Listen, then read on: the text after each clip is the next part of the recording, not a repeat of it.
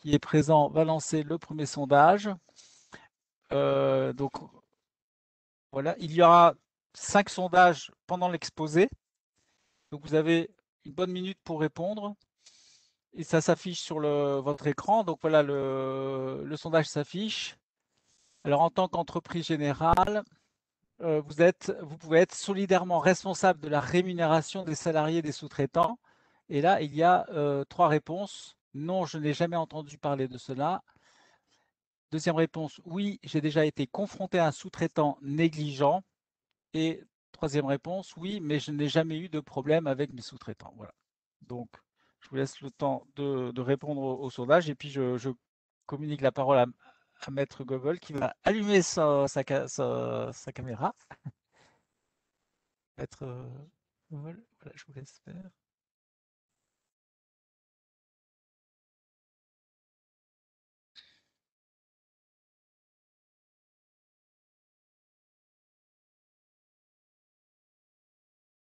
Voilà, ça fonctionne, ça fonctionne.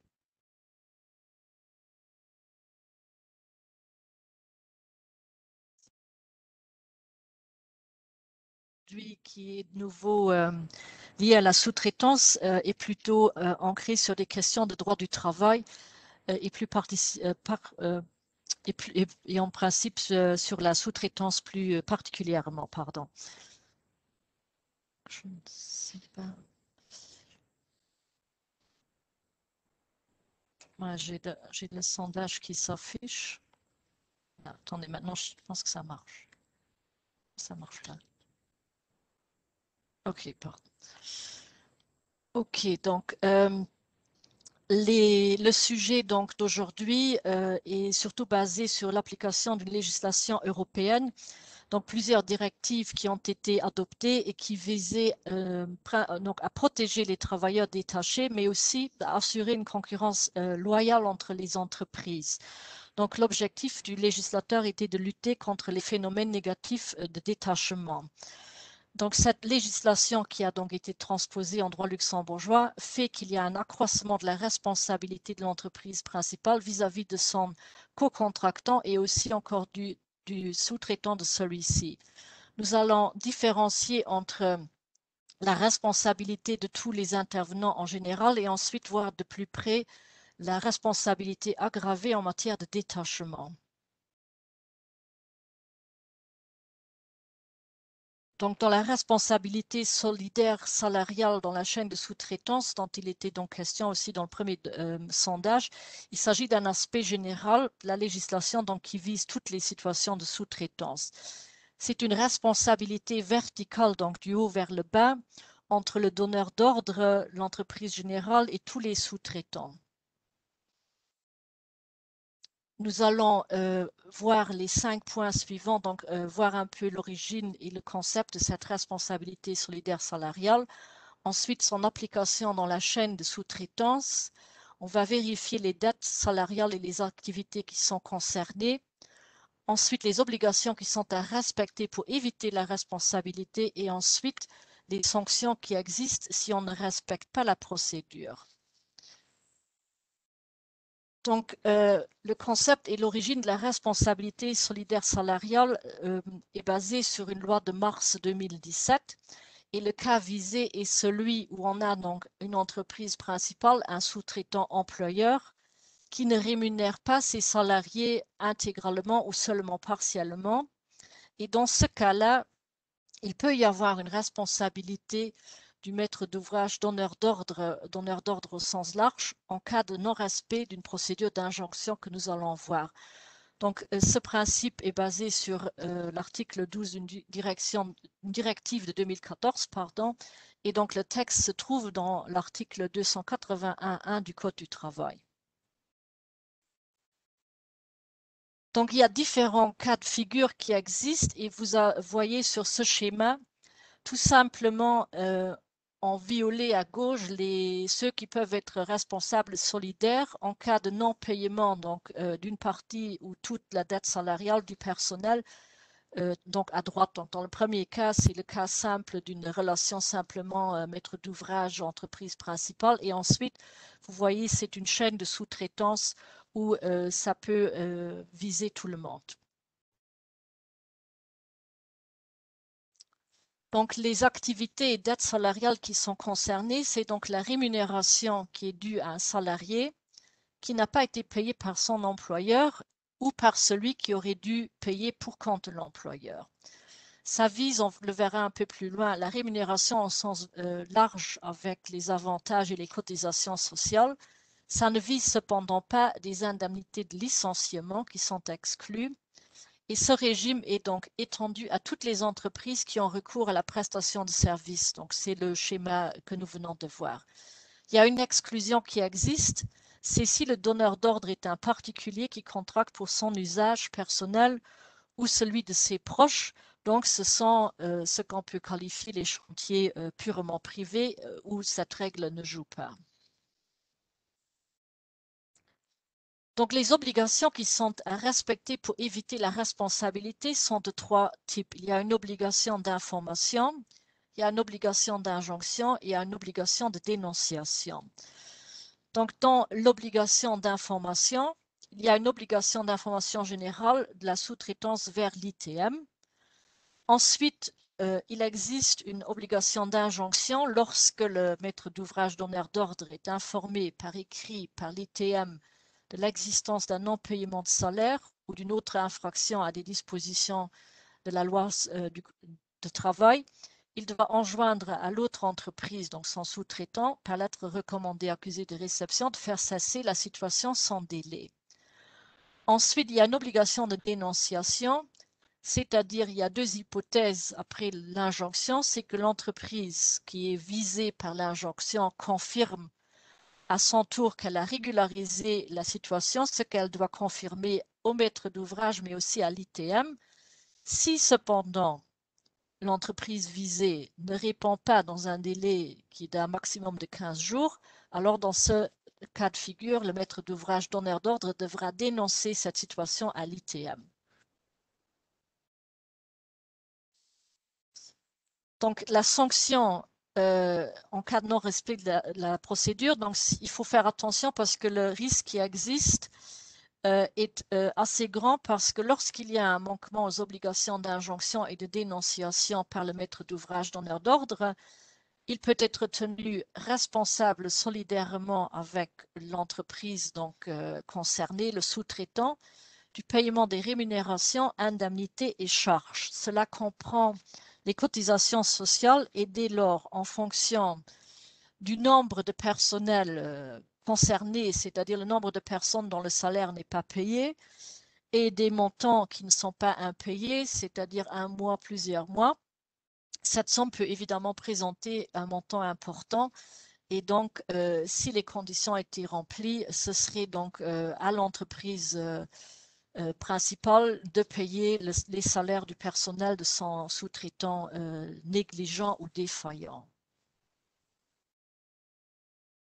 Donc, nous avons ici juste présenté un schéma qui vous permet simplement de revoir ce qui vient d'être imposé, c'est-à-dire les différentes étapes qui vont de l'information de la prestation de service par le maître d'ouvrage à l'ITM, le 2, l'information de l'ITM selon laquelle il y aurait des rémunérations impayées, ensuite l'injonction que l'entreprise ou le maître d'ouvrage doit envoyer au défaillant lui demandant de régler la situation, ensuite l'hypothèse d'un courrier de régularisation, respectivement en l'absence du courrier de régularisation, il y a une obligation de dénonciation vis-à-vis de l'ITM.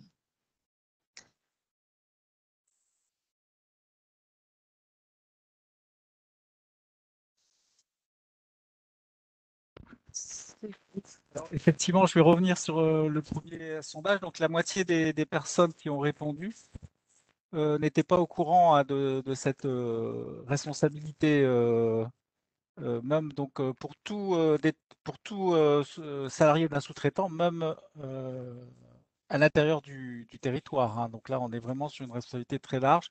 C'est assez récent. C'est peut-être pour ça que c'est pas encore partagé, donc faut faire attention. La moitié des personnes ont connaissance de cela, mais n'ont pas eu de problème.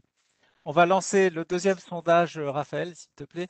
avant d'attaquer le gros de la responsabilité, c'est évidemment quand vous faites appel à un sous-traitant étranger. Donc le sondage s'affiche. Savoir est-ce que votre entreprise fait appel à des sous-traitants étrangers de manière régulière? Réponse A. Réponse B, de manière occasionnelle. Réponse C, pas pour le moment. Et je laisse la parole à Maître Gobel.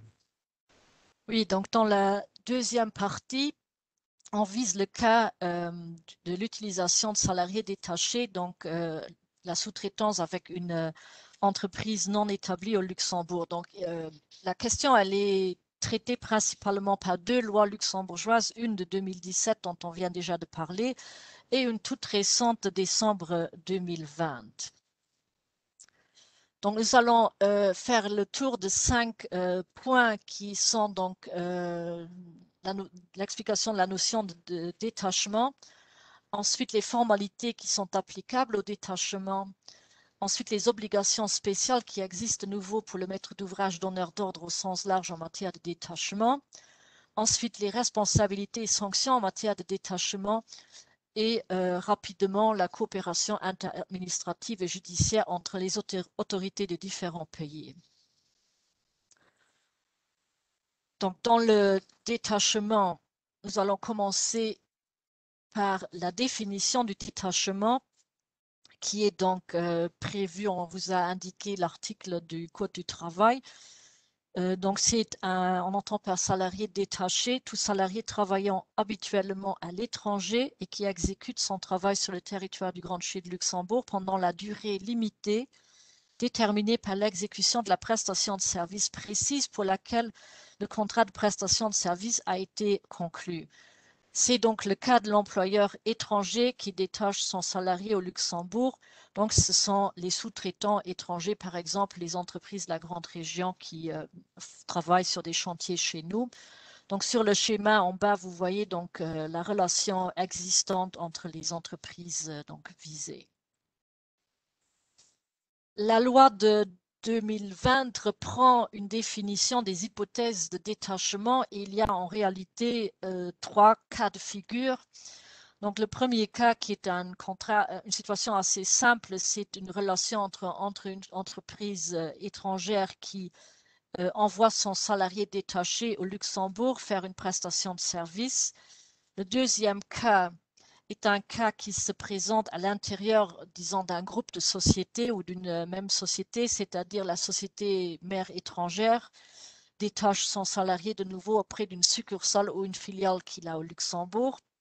Et la troisième hypothèse vise les cas d'entreprises intérimaires étrangères, respectivement un prêt temporaire de main-d'œuvre d'une entreprise donc étrangère vers un client de prestation de services au Luxembourg.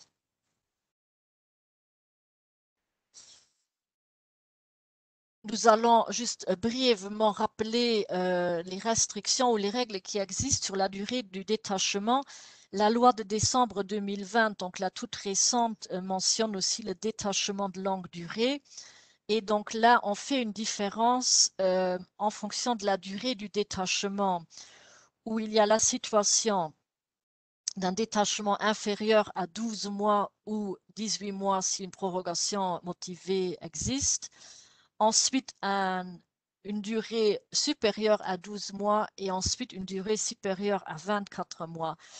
Donc, dans le premier cas d'un détachement qui est inférieur à 12 mois, il y a, et nous allons le voir, application de certaines dispositions d'ordre public du droit du travail luxembourgeois aux salariés ou plutôt employeurs étrangers, mais il n'y a aucune incidence sur la situation de la sécurité sociale du salarié. Ensuite, si le détachement est plus lent, il y a toute une application, encore d'autres conditions qui s'appliquent, sauf les règles sur la conclusion et la fin du contrat de travail, les régimes complémentaires de retraite. Il n'y a pas non plus d'incidence sur la sécurité sociale.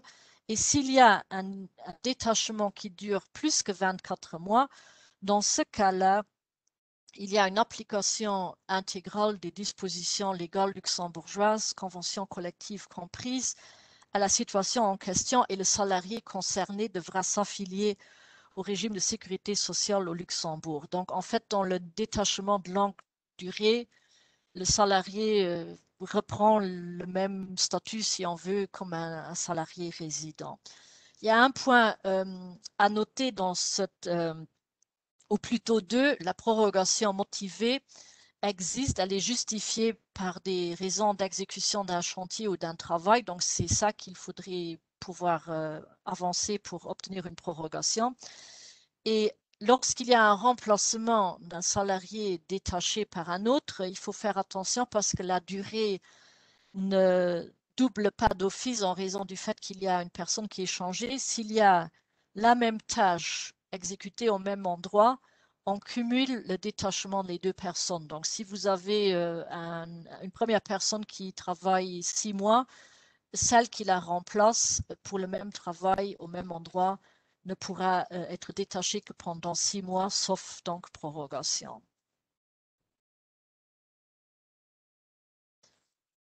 Donc, pour qu'il puisse y avoir un détachement, il y a certaines conditions qui doivent exister et ensuite, il y a certaines règles impératives qui sont applicables au personnel détaché au Luxembourg. Donc, pour qu'il puisse y avoir un détachement, il faut déjà qu'il existe un contrat de travail entre l'employeur étranger et le salarié détaché au Luxembourg et ce contrat doit subsister pendant la durée du détachement. Ensuite, le détachement doit se réaliser dans le cadre donc d'un contrat de prestation de service que l'employeur détachant signe avec un receveur de service au Luxembourg avec un objet ou une activité précis qui doit être limité dans le temps et qui prend fin avec l'exécution de l'objet du contrat. Et donc, si ces conditions sont remplies, s'il y a détachement, il y a lieu de respecter certaines règles impératives qui s'appliquent au Luxembourg. Nous allons distinguer entre des règles générales d'ordre public qui sont applicables et des règles spéciales qui sont applicables au détachement. Ici, il s'agit donc effectivement de l'aspect protection du salarié détaché, donc des règles qui sont à respecter par l'employeur étranger. Il s'agit des dispositions d'ordre public et ce qui est appelé le noyau dur de l'article 10.1 du Code du travail. Je ne vais pas maintenant vous citer l'ensemble de ces points, ça c'est toute la liste qui existe, mais les règles qui sont donc à respecter par l'employeur étranger concernent les questions liées au salaire social minimum, aux indexations du salaire, aux conditions spéciales pour certaines branches d'activité. Ça vise la durée du travail, les congés payés, des règles de non-discrimination, travail clandestin, mais aussi chômage intempérie, les règles de sécurité et santé de travail sur le lieu de travail.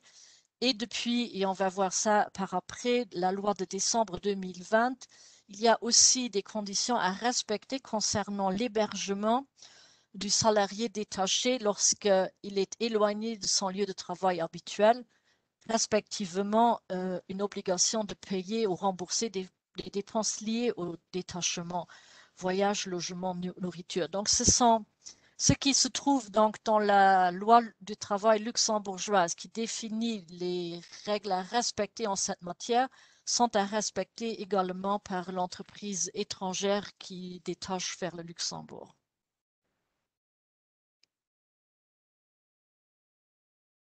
Est-ce qu'on voulait voir un sondage? Non.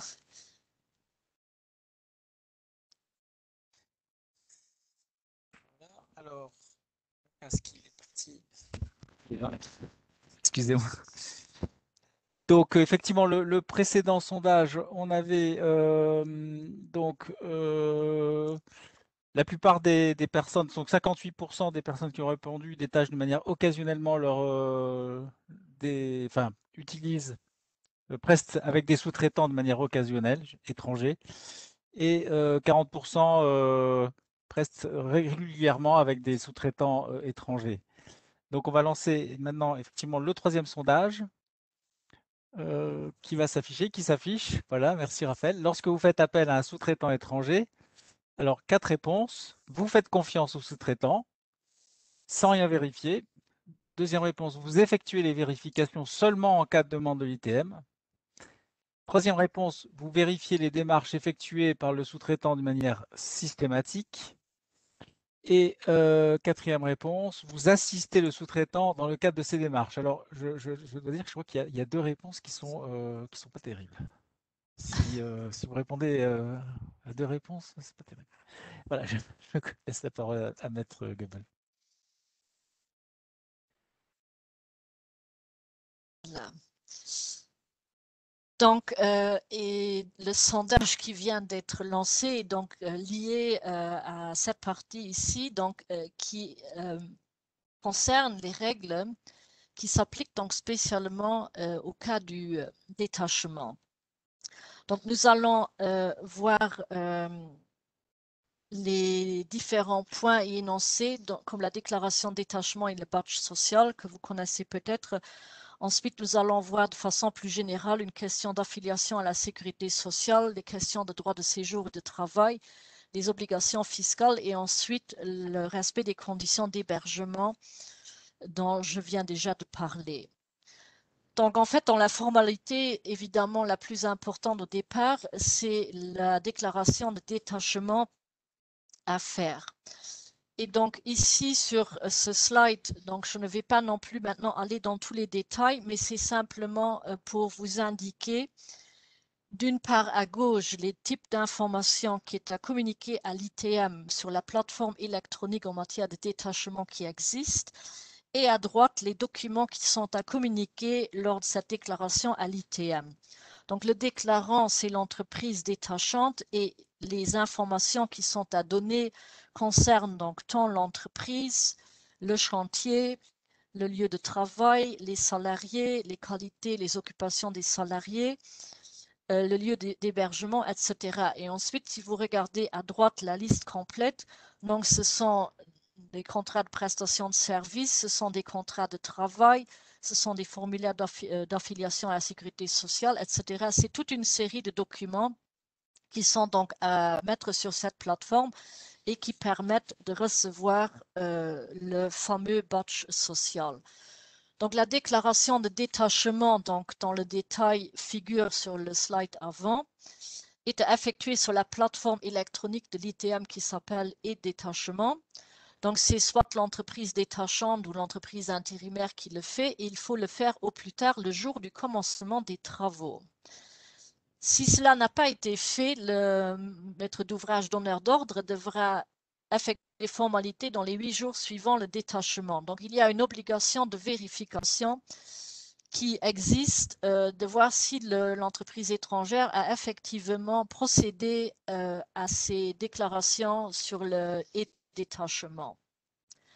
Les documents, et ça vise donc principalement la colonne à droite que nous venons de voir, doivent être traduits en langue française ou allemande, ce qui peut donc être assez important en fonction de l'origine de l'entreprise étrangère, de la langue dans laquelle sont rédigés les contrats, etc.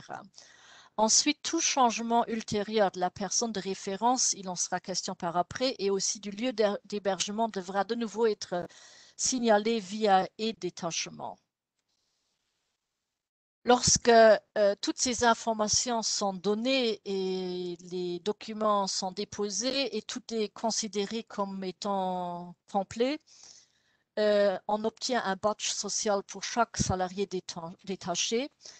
La personne doit le conserver avec elle pendant toute la durée du détachement et c'est ce document-là ou ce badge-là qui permet donc à l'ITM et aussi à l'administration des douanes et accises de procéder au contrôle du respect des conditions de détachement sur chantier. Donc, ce document qui sera demandé lorsque soit l'ITM ou les douanes font un contrôle sur chantier. Ensuite, il y a aussi une obligation dans le cas d'un détachement d'une entreprise étrangère de désigner une personne de référence au Luxembourg et c'est celle-là qui communique ou qui sert de canal de communication, disons, avec l'ITM et les administrations sur le respect des conditions liées au détachement.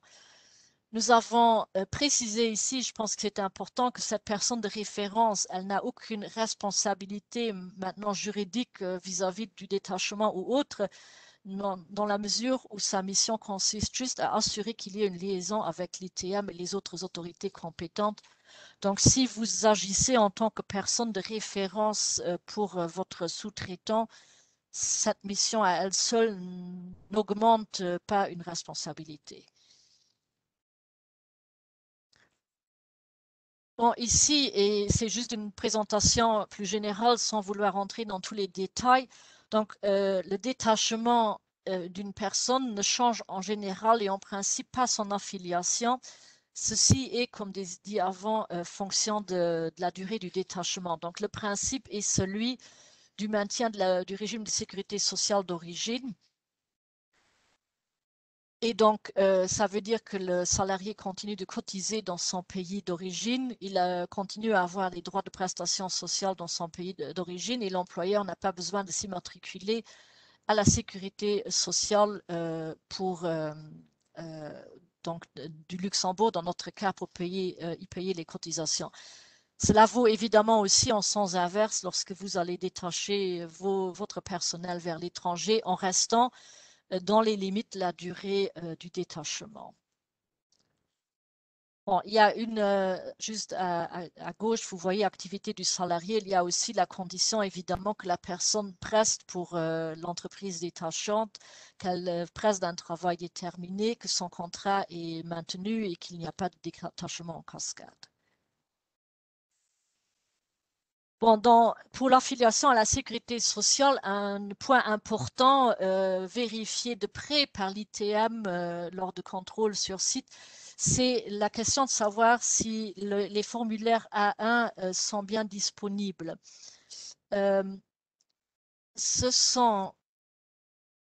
L'objectif est donc de démontrer aux autorités luxembourgeoises que les salariés donc détachés sont assujettis dans le pays, disons, d'origine. Ce formulaire doit être demandé avant le début des travaux. Il a en principe une durée maximale de validité de 24 mois avec une prolongation possible. Et la demande doit être introduite auprès des autorités de sécurité sociale du pays dans lequel le salarié est assujetti. Donc là, de notre propre expérience et selon les pays, il y a, je pense, certains pays où le temps de délivrance d'un tel formulaire est plus long, de sorte que ça peut poser problème. Donc, il faut vérifier ça vraiment pour avoir, parce que l'ITM se focalise sur le formulaire malgré le fait que, selon la loi, il faut prouver simplement que la personne est assurée à la sécurité sociale. Donc, la preuve pourrait aussi être faite par autre chose que par ce formulaire, mais il est recommandé de s'en tenir donc au formulaire. Ensuite, en cas de détachement, il y a évidemment aussi des questions qui se posent sur le droit de séjour et de travail du personnel, appelons ça étranger. Et là, on fait une différenciation selon que l'entreprise détachante est établie dans l'Union européenne, si elle est établie en dehors de l'Union européenne, mais aussi en fonction du statut du salarié, c'est-à-dire si c'est un citoyen de l'Union européenne ou hors de l'Union européenne. Nous vous avons présenté ici sur les slides les différentes situations où vous voyez qu'on fait aussi une différence sur le séjour de moins de 3 mois ou de plus de 3 mois. Je ne vais pas maintenant ici aller dans tous les détails, mais comme vous pouvez vérifier ici sur cette partie-là, c'est le cas de l'entreprise établie dans un État membre de l'Union européenne ou assimilé. Et dans le cas à gauche où il y a les citoyens de l'Union européenne, où il y a très peu de formalités. Et ensuite, si les salariés détachés viennent de pays tiers, les formalités sont un peu plus importantes si le séjour dépasse 3 mois. Donc, les citoyens hors EU seraient le cas des citoyens ukrainiens, par exemple, ou de pays hors EU. Ensuite, si l'entreprise elle-même est établie en dehors de l'Union européenne, on fait aussi de nouveau une différence selon la durée du séjour des personnes sur le territoire luxembourgeois.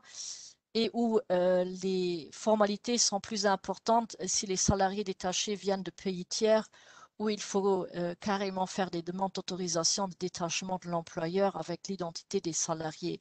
Donc, ce sont des cas un peu particuliers. Je ne vais pas entrer dans tous les détails. Si vous avez un cas qui vous concerne, vous pouvez vérifier sur ces slides les formalités qui sont à faire en fonction donc du statut de l'employeur et aussi en fonction du statut du salarié détaché. Ensuite, la loi prévoit un peu, je dirais, un cas particulier ou un cas d'espèce qui vise plutôt un transfert entre un groupe limité dans le temps de personnes ayant certaines compétences spécifiques qui sont donc d'une part les cadres et les experts, respectivement des stagiaires, où effectivement il peut y avoir des transferts à l'intérieur de l'entreprise pour des durées limitées dans le temps pour des personnes qui répondant à ces conditions. Donc là, il y a quand même certaines conditions aussi qui existent, c'est-à-dire que la personne qui est transférée est liée quand même avec l'entreprise d'origine par un contrat de travail qui demeure applicable pendant le transfert. Il doit avoir déjà été occupé dans l'entreprise d'envoi ou le groupe pendant 3 mois précédant le transfert. Et il doit avoir un passeport valide et il a une obligation, il faut vérifier s'il est obligé d'avoir un visa pour entrer dans l'espace Schengen, donc en fonction de la nationalité de la personne.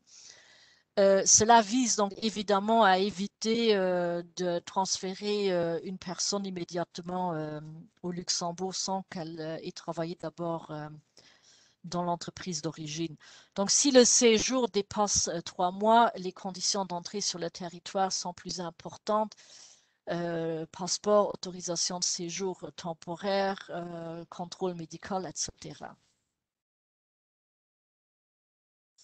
Ensuite, en cas de détachement, se posent aussi certaines questions fiscales.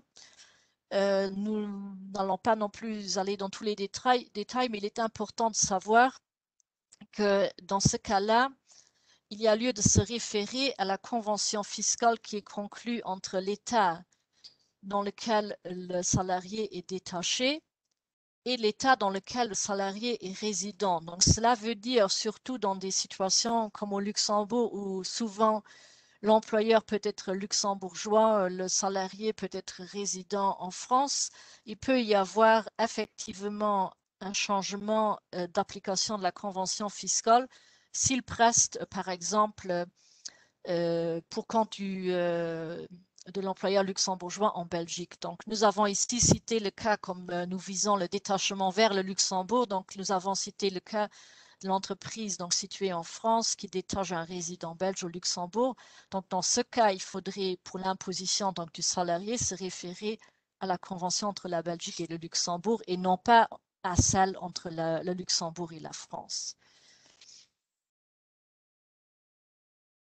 Donc, en fonction, s'il y a un changement, évidemment, dans la convention qui s'applique, il peut y avoir des conséquences sur l'imposition du salarié, de sorte que le détachement peut poser certains problèmes pour le salarié qui, par application de la convention, aurait, par exemple, un revenu net inférieur.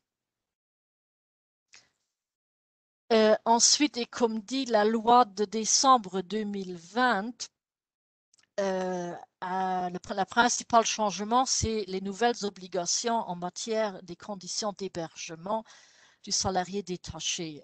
On vise ici en réalité le problème qui était connu au Luxembourg des Kaffeezimmern, donc les chambres qui se trouvaient au-dessus des bistrots et qui étaient souvent dans des conditions insalubres, etc.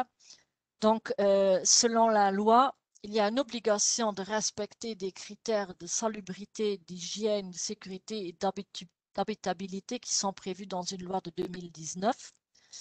En cas donc de détachement d'un salarié au Luxembourg qui est obligé d'être hébergé au Luxembourg, donc qui ne réside pas dans la région frontalière, il y a une obligation de prendre en charge les frais relatifs à l'hébergement dans des logements ou chambres mis à disposition de l'employeur. un hébergement dans des locaux à usage industriel, artisanal ou commercial est interdit. Donc, il ne sera pas possible de les loger dans l'atelier d'un autre sous-traitant ou sur chantier. Et il y a une obligation de tenir un registre spécial qui concerne l'hébergement des salariés éloignés de leur lieu de travail. Là encore, la loi prévoit à charge du maître d'ouvrage des donneurs d'ordre, donc dans la chaîne qu'on a vue, une obligation d'injonction et de dénonciation en cas de violation des conditions d'hébergement du salarié détaché par l'entreprise détachante. Donc, si vous êtes au courant que ces conditions ne sont pas respectées, vous avez une obligation d'intervenir. Ici, il y a de nouveau une exception, c'est la même qu'on a vue précédemment, c'est-à-dire cela ne vaut pas pour le particulier qui contracte avec une entreprise pour son usage personnel ou celui de son conjoint, partenaire, les ascendants ou descendants. Ce sont donc les chantiers que j'appellerai les chantiers privés.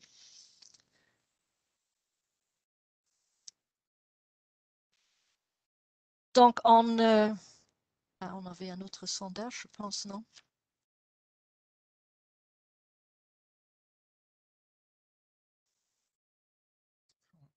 Technique. Alors déjà le sondage dernier, donc on est rassuré parce que 60% d'entre vous participants ne font pas confiance aux Ah, sous-traitants étrangers. Il y a une vérification systématique. Il y a même 3 personnes qui assistent le sous-traitant lorsqu'il ok. détache des salariés au Luxembourg. Donc ça, ce sont vraiment des très bonnes pratiques, surtout en matière de responsabilité, parce qu'on va y venir. En revanche, il y a effectivement des personnes qui font confiance et ou qui attendent les demandes de l'ITM. Et là, c'est quand même, il y a des risques juridiques qui apparaissent, comme vous allez nous les expliquer, Maître Goebel.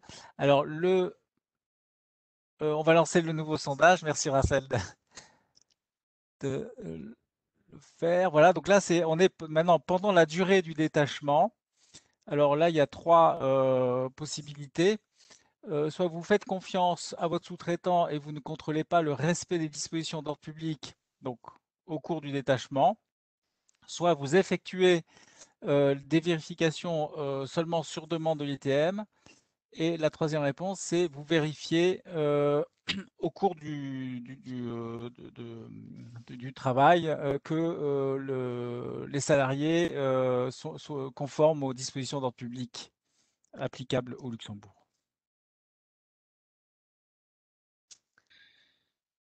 Oui, voilà. Donc, effectivement, il y a 4 obligations spéciales qui existent donc, pour le maître d'ouvrage donneur d'ordre en matière de détachement. Et ce sont les 4 obligations indiquées. Donc, la première, c'est cette obligation de vérification. Donc, c'est une obligation spécifique pour le détachement. Donc, on est obligé de vérifier auprès de l'entreprise détachante et le cas échéant auprès du sous-traitant direct ou indirect de celui-ci, qu'il a au plus tard dès le commencement du détachement transmis les informations requises par l'ITM pour la déclaration du détachement. Donc, cette vérification-là que certains font serait donc à faire. Je pense que pour faire assez simple, la première vérification, c'est déjà de vérifier si les salariés de l'entreprise détachante disposent du badge social, parce que s'il n'y a pas de badge, il n'y a manifestement pas de déclaration ou elle n'a pas été finalisée. Par contre, si vous avez le badge social, il y a une bonne chance que tout a été fait dans l'ordre. Donc, je pense que le minimum, ce serait de bien vérifier sur chantier que chaque salarié de l'entreprise détachante qui est dispose bien de ce badge. Ensuite, il existe l'obligation d'information, donc de nouveau sur le maître d'ouvrage donneur d'ordre. Donc, il y a une obligation d'information générale envers l'ITM.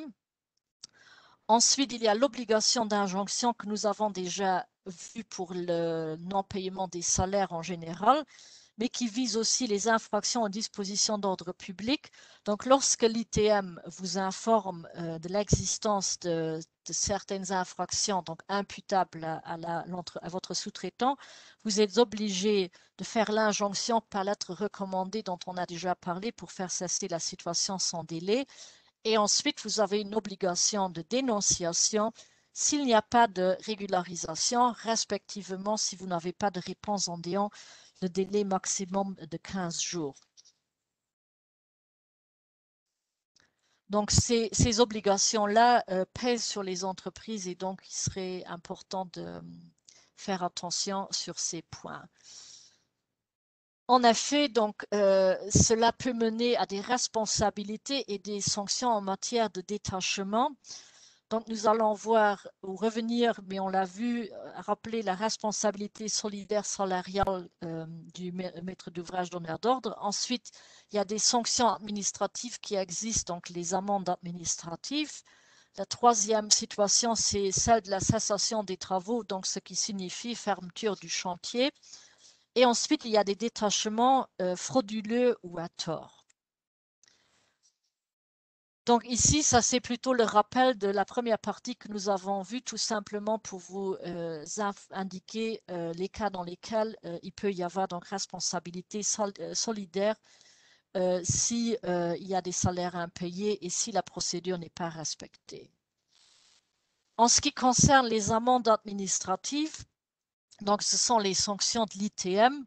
Il y a effectivement différentes situations où vous voyez à gauche donc l'auteur qui peut être visé par l'infraction concernée et quels sont les types d'infractions qui sont prévues. Donc les trois premiers cas visent l'entreprise détachante. Donc ce sont notamment les obligations de notification à l'ITM, absence de tenue de registre. Et ensuite, il y a certaines obligations dont nous venons de parler. Donc, c'est les vérifications, les communications, les injonctions, etc., qui peuvent donc donner lieu à des amendes visant le maître d'ouvrage ou le donneur d'ordre. Pour les amendes administratives, donc la loi détermine d'une part les montants de ces amendes qui sont donc prononcées par l'ITM, où le montant peut aller de 1 000 € à 5 000 € par salarié détaché. En cas de récidive dans les 2 ans à compter de la notification de la première amende, donc si le même problème se pose en déant les 2 ans, l'amende ou les montants sont doublés donc de 2 000 à 10 000. Il est ensuite quand même aussi précisé que le montant total d'une amende ne peut pas être supérieur à 50 000 €. Donc, si le problème se pose donc, pour un nombre important de salariés détachés, le montant de l'amende prononcée peut donc être assez élevé jusqu'à 50 000 €.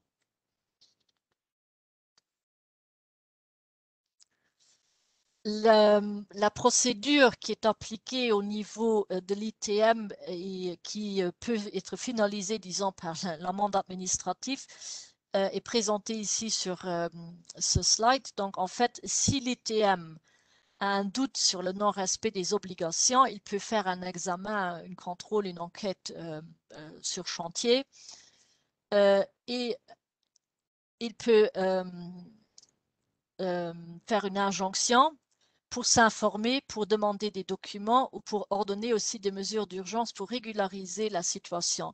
Donc l'ITM donne une injonction à l'entreprise visée et si cette injonction est donnée sous annonce d'une amende et si l'injonction n'est pas respectée, l'amende administrative est prise et notifiée par lettre recommandée.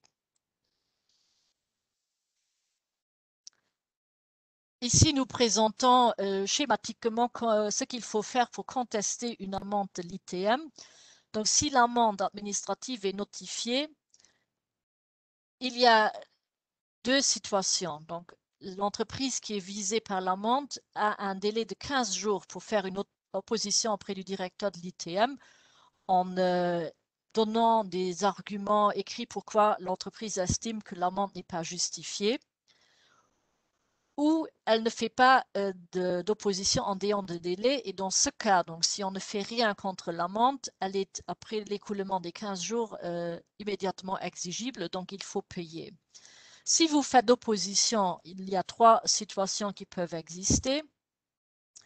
Le directeur va tout simplement confirmer l'amende, il ne tient pas compte de vos arguments, et dans ce cas, vous avez toujours la possibilité de faire un recours en réformation devant le tribunal administratif, et cela en ayant 3 mois de la décision du directeur. Deuxième cas de figure, le directeur accepte vos arguments et annule l'amende. C'est la meilleure hypothèse, mais je pense qu'elle est assez rare. Et le troisième cas, c'est si le directeur garde le silence, donc ne répond pas à votre opposition, vous avez dans ce cas aussi un recours devant le tribunal administratif sans limitation de temps. Je pense que le cas le plus fréquent, selon mon expérience, est le premier cas, c'est-à-dire décision sur opposition confirmant l'amende.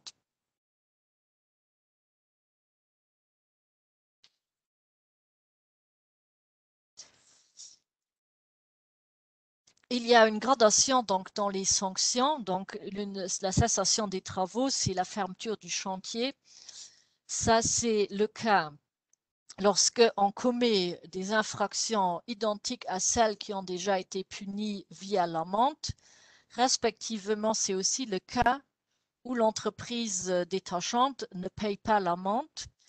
Le directeur doit cependant prendre en compte le critère de gravité, donc il doit analyser les circonstances de l'affaire lui soumise et la gravité du manquement, et il doit aussi analyser le comportement de l'auteur de l'infraction. Donc la sanction devrait être adaptée à ces circonstances, à la gravité et au comportement.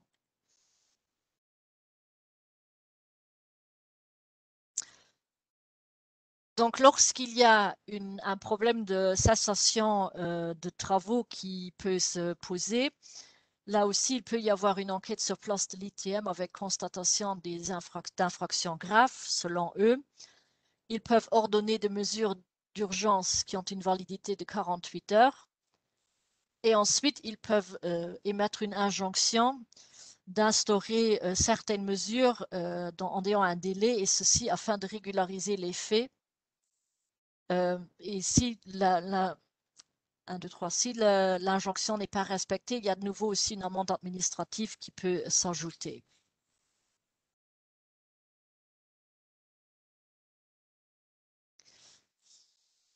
Donc pour ce cas aussi, il peut toujours y avoir, dans toutes les décisions de l'ITM, il y a le recours qui est prévu ici. On vous présente également la situation qui est toujours identique, c'est-à-dire vous avez une décision ou une amende de l'ITM. Ensuite, vous avez un droit d'opposition sur 15 jours avec les cas qu'on a déjà aussi indiqués, c'est-à-dire vous avez contesté ou non, vous avez une décision ou non. Donc, en dernier lieu, il appartient toujours au tribunal administratif de décider. Étant encore souligné qu'il y a un double recours administratif, donc si vous deviez perdre en première instance au tribunal administratif, il y a toujours un appel possible.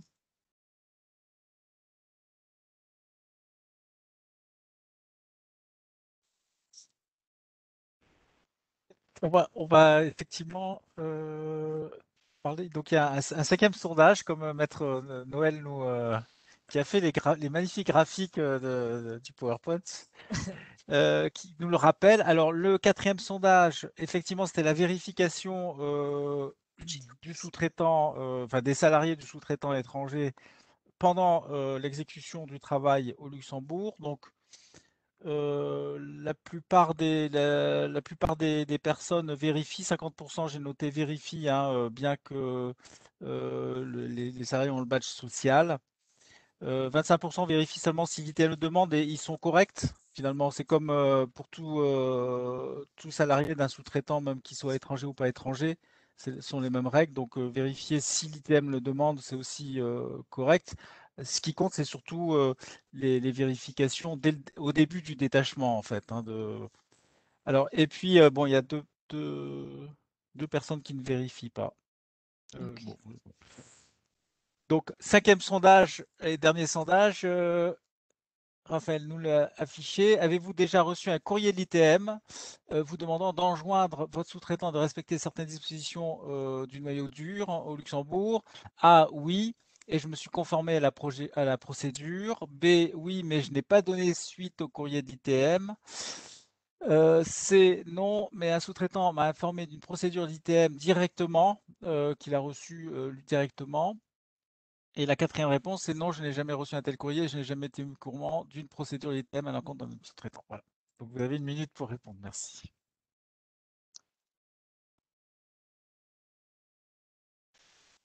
Voilà, et donc là, ça c'est juste la dernière partie. Donc il peut y avoir un cas où vous avez une décision de fermeture de chantier, mais qui n'est pas liée à une amende prononcée. Donc dans ce cas-là, vous avez aussi un recours contre la décision. Et donc là, vous avez 3 mois pour faire un recours directement devant le tribunal administratif. Donc c'est l'hypothèse, dans la précédente hypothèse, il y avait amende et fermeture, et ici, il y a simplement fermeture du chantier. Il peut y avoir encore aussi les cas qui posent problème, ce que l'on considère comme un détachement frauduleux ou à tort. Donc les cas les plus fréquents sont lorsqu'il y a une absence de déclaration préalable de détachement, donc c'est considéré tout simplement comme un détachement frauduleux. S'il y a un non-respect des dispositions d'ordre public applicables aux salariés détachés, et s'il y a une dissimulation intentionnelle. Une dissimulation intentionnelle est une situation dans laquelle une personne est traitée comme salarié détaché, mais devrait en réalité être employée au Luxembourg et non pas à l'étranger. Donc, dans ces cas-là, il peut y avoir une enquête l'ITM, et lorsqu'il y a un constat de détachement frauduleux ou à tort, le salarié détaché est considéré comme un salarié luxembourgeois avec toutes les conséquences que cela comporte. Je vais peut-être brièvement, pour ne pas dépasser trop le temps, présenter la dernière partie. Donc, dans la loi en question, on prévoit aussi une coopération interadministrative et judiciaire entre les pays membres. Donc, ce qui permet une assistance administrative entre les pays, mais aussi une exécution transfrontalière des sanctions et amendes.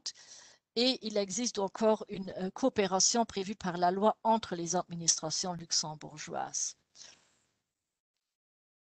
Donc l'assistance administrative, et pour faire court, il y a un bureau de liaison au Luxembourg qui existe auprès de l'ITM, qui est donc chargé de surveiller le respect des règles en matière de détachement et qui a des contacts avec les autorités des autres États membres qui peuvent donc demander des informations aussi à l'ITM. Donc l'assistance administrative est exercée de façon réciproque et à titre gracieux. Donc les autorités des pays s'aident mutuellement et gratuitement. Un point plus intéressant et plus important, c'est qu'il est également prévu, il y a la possibilité de faire reconnaître et exécuter des sanctions et amendes qui ont été prononcées par l'autorité compétente d'un autre État membre. Donc les entreprises luxembourgeoises sanctionnées à l'étranger peuvent se voir confrontées à une demande de reconnaissance donc donnée à l'ITM. Et évidemment, l'inverse est vrai aussi. Donc l'ITM peut s'adresser aux autorités étrangères afin d'obtenir reconnaissance et exécution, donc paiement des amendes et sanctions qui ont été prononcées au Luxembourg. Ensuite, il faudra juste garder en mémoire que le système mis en place permet une collaboration entre l'ensemble des administrations luxembourgeoises qui peuvent donc s'échanger certaines informations. Les données qui sont requises par l'ITM sont conservées pendant un maximum 24 mois. Et donc, dans la loi de décembre 2020, on a aussi encore renforcé un point concernant la coopération interadministrative entre l'ITM et l'enregistrement et les domaines, donc l'administration qui gère les questions de TVA. Donc l'ITM transmet à l'enregistrement les données sur des chantiers au Luxembourg, les données sur les entreprises détachantes et aussi des informations et pièces si elle constate qu'il y a du travail clandestin.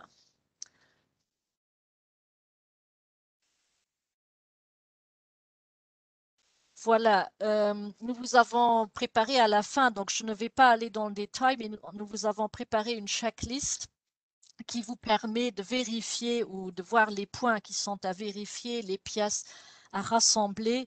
Donc, dans les différents stades, donc par exemple, avant le commencement des travaux, pendant le détachement, la collaboration avec l'ITM aussi en cas de responsabilité. Donc, vous pouvez vérifier les points qui sont indiqués qui vous permettent donc de procéder à certaines vérifications en cas de détachement vers des sociétés étrangères.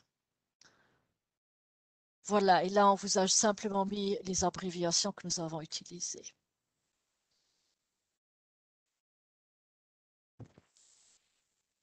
Un très grand merci, Ed Goebel. Merci à vous pour cet exposé vraiment très concret, très poussé. La checklist, là, je trouve ça fantastique. Merci aussi à votre cabinet, à Maître Noël, qui est si présente et qui vous êtes vraiment mobilisé pour clarifier toutes ces règles. Bon, comme le montre le dernier sondage, visiblement les choses se passent assez sainement parmi les participants, puisque 80% n'ont pas eu de soucis spécifiques avec l'ITM. Très bien. Et voilà, et ceux qui ont eu des soucis sont conformés à la procédure de l'ITM. Personne n'a été informé via le sous-traitant qu'il y avait un souci ou n'a pas répondu à l'ITM parce qu'il faut répondre à l'ITM parce que sinon ça ne va pas. Et même je crois qu'il ne faut pas hésiter à contester des affirmations qui peuvent être fausses, comme ça vous est arrivé, et voilà, faire valoir Bah, il faut, le droit auprès de l'ITM et qui peuvent revenir sur leur décision. oui, je pense qu'il faut effectivement, lorsqu'il y a une amende qui est prononcée, il faut effectivement prendre le soin de l'analyser. Et effectivement, il y a des cas où l'amende n'est pas justifiée, hein. Donc, c'est pour ça, évidemment, après, c'est une question. Parfois, les amendes ne sont pas très élevées, mais il ne faudra pas perdre de vue que si vous décidez de la payer pour ne pas perdre du temps, ça peut quand même être devenir un cas de récidive ultérieurement. Donc, le fait de la payer, de ne pas réagir pourrait bon, jouer en votre défaveur. Mais de mon expérience, oui, il faut vérifier si vraiment la situation telle que décrite dans l'amende est motivée parce qu'il y a un certain nombre d'amendes qui ont pu faire l'objet d'annulation via la contestation. C'est pour ça qu'il faut en tout cas saisir l'occasion de l'opposition et évidemment bien argumenter par rapport à la situation. Oui, merci. Donc, effectivement, bon, je ne sais pas si vous avez des questions par chat, parce que là, actuellement, il n'y a pas de questions spécifiques. Moi, je voulais préciser aussi par rapport à la rémunération, hein. C'est vrai qu'avant, vraiment, on mentionnait que le salaire social minimum. Maintenant, on parle surtout de rémunération. Il faut respecter la rémunération applicable, notamment celles qui sont prévues par les conventions collectives dans l'artisanat. Donc, vous êtes là, vous, en tant qu'entreprise générale, euh, pour accompagner les sous-traitants, parce que c'est pas toujours facile de savoir quelle rémunération s'applique à quel salarié. Voilà, donc bon, il y a du travail de transparence, donc c'est sur le site de l'ITM, mais des fois c'est quand même, voilà, c'est pas facile. Si vous, de votre côté, vous devez également détacher des salariés à l'étranger, donc il y a un service à la Chambre des métiers qui s'appelle Entreprise Europe Network avec ma collègue donc Elke Hartmann et qui est là pour vous accompagner dans vos procédures. Voilà, donc bon, bah, si il n'y a pas de questions spécifiques, ça veut dire que tout est clair. Voilà, n'hésitez pas à revenir vers nous par la suite. Donc, comme annoncé, le support vous sera communiqué à ceux qui ont participé par mail avec les certificats de participation et il sera également sur le site ID de la Chambre des métiers. Un grand merci à tous, un grand merci encore à Maître Gobel et à Maître aussi à Maître Noël. Merci à mon collègue Raphaël Raimundo, sans qui j'aurais eu beaucoup de mal à gérer l'outil informatique. et je vous dis donc à très bientôt pour les prochains webinaires. Au Merci. revoir. Au revoir.